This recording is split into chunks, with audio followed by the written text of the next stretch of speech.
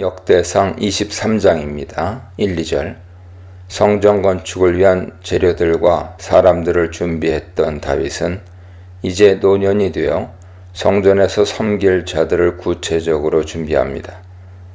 먼저 솔로몬을 이스라엘 왕으로 삼고 모든 방백들과 제사장들 그리고 레위 사람들을 소집합니다. 특별히 솔로몬의 왕위 계승에 대한 반복은 성전 건축에서 솔로몬의 역할이 중요함을 말해줍니다. 소집된 방백들과 제사장들과 레위 사람들은 이후에 레위 사람들, 제사장들, 방백들 순으로 다시 언급되면서 구체적으로 준비됩니다. 3절로 5절입니다. 다윗은 앞으로 성전에서 섬길 자들, 특별히 레위 사람들을 계수합니다. 30세 이상의 레위 사람들은 38,000명이었습니다. 대부분의 레위 사람들은 성전의 일을 보살피고 나머지는 관원과 재판관, 문지기와 악기로 찬송하는 직무를 맡습니다.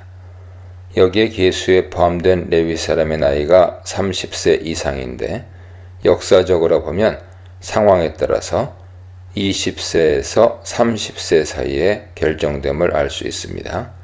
민수기 4장 8장 참조하세요. 관원, 쇼테림은 기록을 담당하는 서기관이며 재판관은 종교적인 문제를 판결하는 업무를 관할했을 것입니다. 6절입니다. 다윗은 레위 사람들을 레위의 세 아들 게르손, 그핫, 무라리 각 족속을 따라 각 반을 나누어 구분합니다. 곧 게르손 가문에서 10개 반, 그핫 가문에서 9개 반, 무라리 가문에서 5개 반, 모두 24반으로 구분한 것입니다. 이것은 동일하게 24반으로 구분되어 조직된 제사장들을 순번에 따라 돕도록 조직했습니다. 7절로 11절입니다. 먼저 레위의 장남인 게르손의 아들들은 라단과 시므이입니다. 라단의 아들들은 여히엘, 세담, 요엘이고 시므이의 아들들은 슬로밋, 하시엘, 하란, 야핫, 시나, 여우스, 브리아 등 모두 10명으로 이렇게 10개 반을 이룹니다. 출애굽기나 역대상은 게르손의 아들 중 라단을 림니로 언급하는데 라단이 림니의 다른 이름이라기보다는 그의 후손으로 추측됩니다. 슬로밋과 하시엘과 하란이 시므이의 아들들로서 라단의 우두머리라고 하는 것은 그들이 라단 계통과 관련된 후손임을 알게 하죠. 12절로 20절입니다. 레위의 둘째 아들인 그핫, 케핫은 고핫으로 번역되기도 하는데 그의 네 아들은 아므람, 이스할, 헤브론, 우시엘입니다. 아므람의 아들들은 아론과 모세이고 모세의 아들들은 게르솜과 엘리에셀이죠. 게르솜의 아들 중에는 스부엘이 우두머리고 엘리에셀의 유일한 아들은 르하비아입니다. 이스할은 슬로밋, 헤스론은 여리야, 아마리아, 야하시엘, 여가모암, 우시엘은 미가와 이세야를 아들로 두었습니다. 그핫 자손은 이렇게 아므람 자손 2반, 이스할 자손 1반, 헤브론 자손 4반, 우시엘 자손 2반으로 모두 9개 반을 이룹니다. 이들 가운데 아론의 자손들은 가장 거룩한 일, 코데시 카다심, 곧 제사장의 일을 감당하도록 특별히 구별됩니다. 21절로 23절입니다. 레위의 셋째 아들 무라리의 아들들은 마홀리와 무시이고 마홀리는 엘르아살과 기스를, 무시는 마홀리, 에델, 여레못을 아들로 두므로 모두 5개 반을 이룹니다. 이들 가운데 엘르아살은 아들이 없었지만 그의 딸들에게 기스의 아들이 장가를 들어 가문을 잇게 됩니다. 24절로 26절입니다. 레위 사람들이 가문에 따라 계수되었음을 다시 언급하죠. 단지 30세 이상의 레위 사람들로 계수된 것이 여기서는 20세 이상으로 조정되어 서술됩니다. 다윗의 유언에 따라 젊은 나이로 조정된 것임을 다음에 나오는 서술에서 알 수 있습니다. 이제 다윗은 레위 사람들의 일이 전환되어야 하는 이유를 설명합니다. 여호와께서 이스라엘에게 평강을 주시고 예루살렘에 영원히 거하시며 언약궤가 다윗이 만든 장막에 안치되었기에 레위 사람들은 더 이상 성막과 언약궤 이동을 위해 일할 필요가 없습니다. 27절로 32절입니다. 20세 이상의 레위 사람들이 더 이상 성막과 언약궤를 이동할 필요가 없게 됨으로써 새롭게 해야 할 일들이 무엇인지 언급합니다. 먼저 아론의 자손을 도와 여호와의 성전과 뜰과 골방에서 섬기고 모든 성물을 정결하게 하는 일이죠. 또한 아론의 자손들에게 맡겼던 진설병과 관련된 일을 이제는 레위 사람들이 해야 합니다.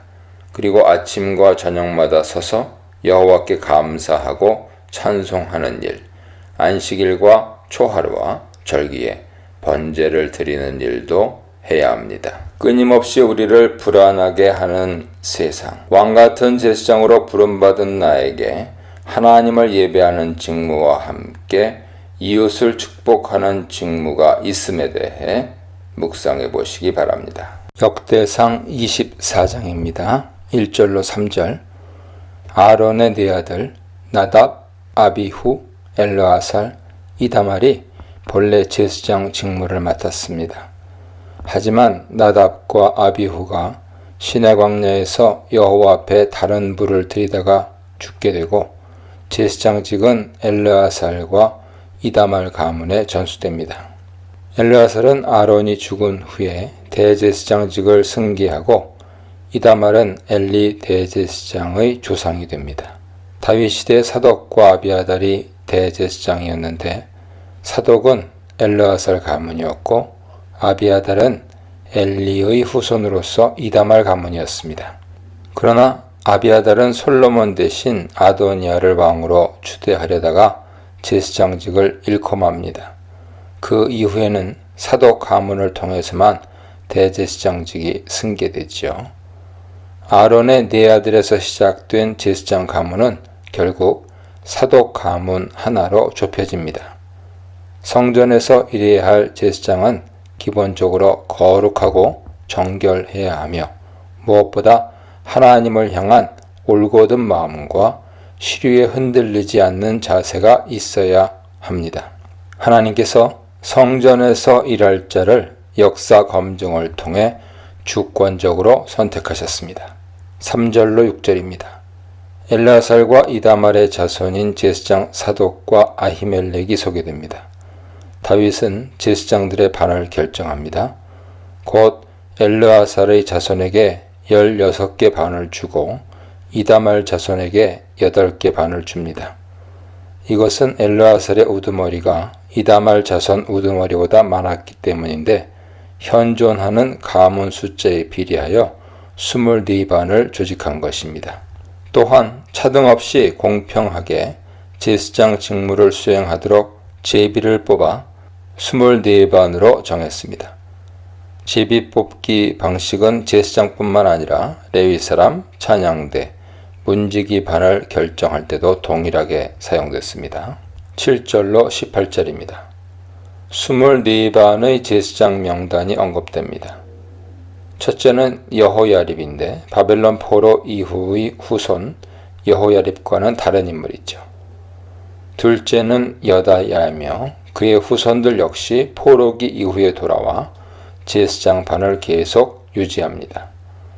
셋째는 하림, 넷째는 스오림, 다섯째는 말기야, 여섯째는 미야민, 일곱째는 학고스인데 그의 자손들은 포로기 이후에 제사장의 반열에서 이름을 찾지 못하여 직분을 수행하지 못합니다. 에스라 2장 61절 이하 보세요.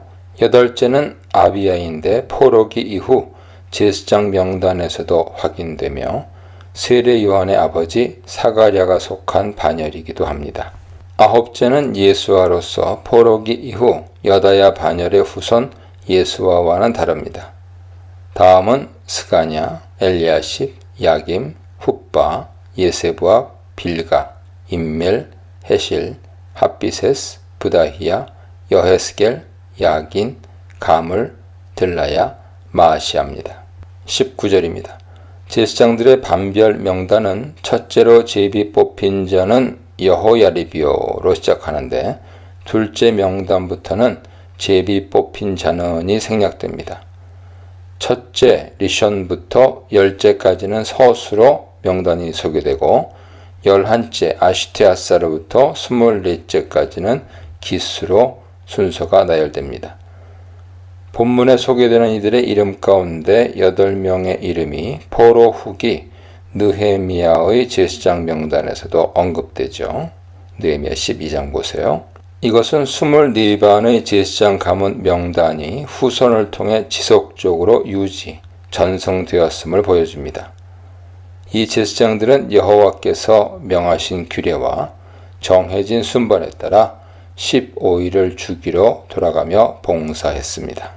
20절로 25절입니다. 레위 자손 중에 남은 자들의 명단이 소개됩니다.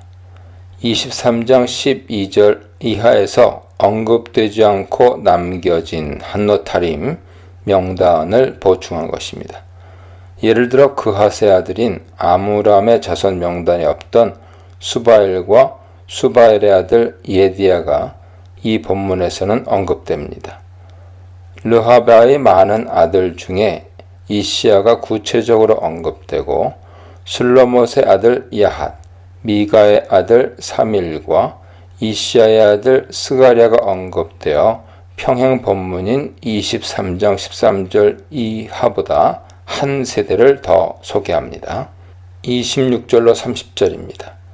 무라리 자손의 경우는 이전 본문과 달리 마흘리와 무시뿐 아니라 야하시아가 언급되며 그의 아들들도 분호, 소함, 삭굴, 이브리로 새롭게 소개됩니다. 이전 평행 본문에 없던 기스의 아들은 여라무엘로 밝혀집니다. 31절입니다. 레위 자손 중에 남은 자들은 그 형제 아론 자손처럼 다윗 왕과 사독과 아히멜렉과 제사장과 레위 우두머리 앞에서 제비 뽑힙니다.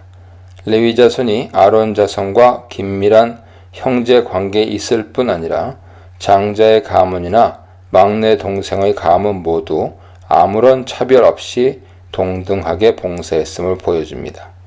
남은 레위 사람들의 명단은 23장 12절 이하에 있는 레위 사람들의 명단을 보완한 것입니다. 공정, 공평, 공의가 무너지고 있는 공정한 사회라는 말, 우리가 지켜야 할 소중한 성취, 가치로서 하나님의 거룩하심과 영광, 주의 일을 하면서도 세상처럼 경쟁하듯 일하거나 시기하듯 상대를 폄하하는 일에 대해 묵상해 보시기 바랍니다. 역대상 25장입니다. 1절 아삽, 헤만, 여두둔의 자손 중에서 구별하여 찬양하는 자로 세웠습니다. 구별하다, 바달은 성소에서 봉사하는 자들을 일반 백성과 구별할 때 쓰는 말입니다. 찬양하는 자들도 하나님의 일을 위해 특별히 구별된 사람들이라는 것을 알 수 있습니다. 이들은 악기를 연주하며 예언을 하는 자들로서 선견자이기도 합니다. 찬양하는 것과 말씀 전하는 일이 긴밀하게 연결되어 있음을 알 수 있습니다. 2절로 3절입니다. 포로 후기 공동체에서도 아삽 자손이 찬양 맡은 자로 소개됩니다. 삭굴과 요셉, 느다냐와 아사렐라의 가문이 찬양대에 참여하여 아삽의 지휘와 다윗 왕의 명령에 따라 예언했습니다. 여두둔의 아들들은 그달리아, 스리, 여사야, 시므이와 하사바, 마따디아인데 수금을 가지고 찬양하며 예언했습니다. 여기서 행하는 예언은 일반 선지자들의 예언과는 다른 것으로 주로 제사 때에 여호와의 복을 백성에게 전달하는 것입니다. 4절로 7절입니다. 헤만은 하나님의 말씀을 가진 왕의 선견자로도 특별히 불립니다. 그의 아들들은 헤만의 지휘 아래 악기를 연주하며 노래함으로써 성전에서 섬겼습니다. 찬양 맡은 자들은 이렇게 아삽 가문의 4아들, 여두둔 가문의 6아들, 헤만 가문의 14아들로서 24반으로 조직되고 각 반에 12명씩 총 288명이었습니다. 8절입니다. 큰 자나 작은 자나 스승이나 제자나 할 것 없이 공정하게 제비뽑기를 통해 직임을 맡았습니다. 찬양대는 제사장과 레위 자손의 구분에 사용된 반 혹은 계열 마헐레코탐이라 하는데요. 그 단어 대신에 직무 혹은 직임 멜라크 미슈메레트라는 단어를 사용합니다. 그러나 이것은 동일하게 24구분의 조직을 설명한다는 측면에서 동의적인 표현이죠. 다윗왕이 소집한 4,000명의 찬양대원이 모두 차별 없이 24반 직임에 속하게 됩니다. 23장 5절 보세요. 9절로 31절입니다. 찬양을 위해 첫째로 제비 뽑힌 사람은 아삽의 둘째 아들 요셉이고 24째로 제비 뽑힌 사람은 헤만의 아들 로맘디에셀입니다. 전체적으로 보면 아삽의 아들들은 1, 3, 5, 7번의 직임을 배정받고 여두둔의 아들들은 2, 4, 8, 10, 12, 14번의 직임을, 헤만의 아들들은 6, 9, 11, 13, 15에서 24번의 직임을 배정받았습니다. 각 가문의 24대표에 그의 자손들 12명씩이 더 할당되어 총 288명이 됩니다.